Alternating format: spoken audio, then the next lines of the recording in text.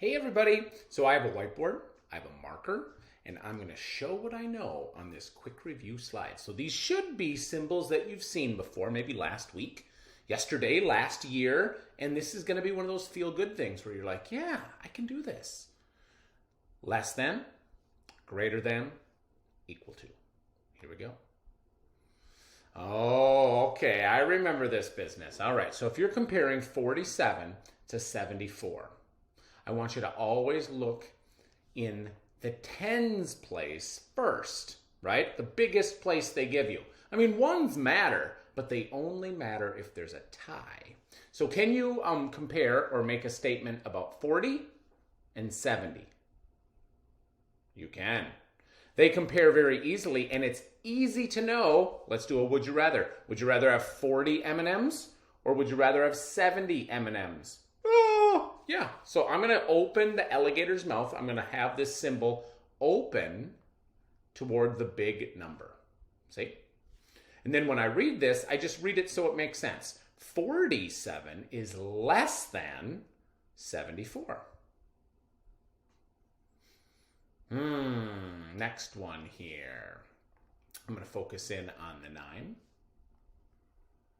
and the 3. Don't get fooled by that 9 in the back. I mean, 9 ones is good, but the 10s, that's what matters, and I'm about to show it to you. Check this out.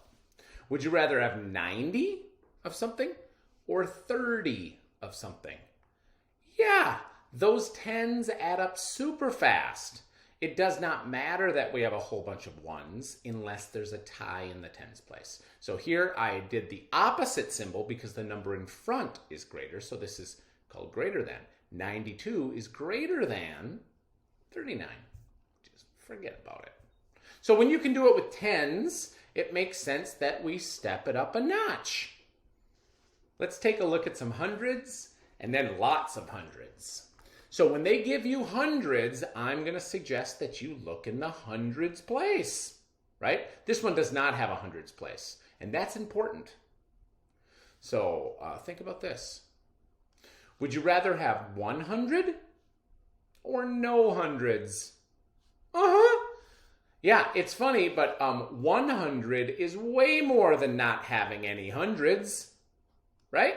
Yeah, I mean, sure, there are lots of tens here. There are 9 tens, but 9 tens is not enough to be 100. So this one would read 114 is greater than 92. This one is a little more straightforward because there's nothing tricky about this. 500, 300, right? And the other numbers don't even matter. Would you rather have 500? Yes, I would. Here's another one of those that is called greater than because the number in front is bigger. 114 is greater than 92. 559 is greater than 386. Oh, I was hoping we would get to some clocks. This is what you were asked to do yesterday, right? Yesterday was an asynchronous day, so you were kind of on your own doing the same activity we had done the previous day, just for practice. I believe they did the hour for you. So I'm going to go ahead and do this hour. It's in between the 5 and the 6, but it's not to the 6 yet. So it's still 5 something. This one is still 5 something. It's getting closer to 6, but it is not 6 yet. These are all 5 somethings. Your job is to figure out what number of minutes have passed, right? So the minutes are measured in these little ticks around the outside of the clock. There are many of them. There are 60 little ticks all the way around the clock. So counting by ones is probably not the best option. So we've learned to skip count. 5, 10, 15, 20, 25, 30, and I knew that was 30. 35. It's good to kind of memorize that 30 because then you don't have to count all that. You can just say 30, 35, 40. It's a lot faster to do it that way, but if you want, you can count all the way around.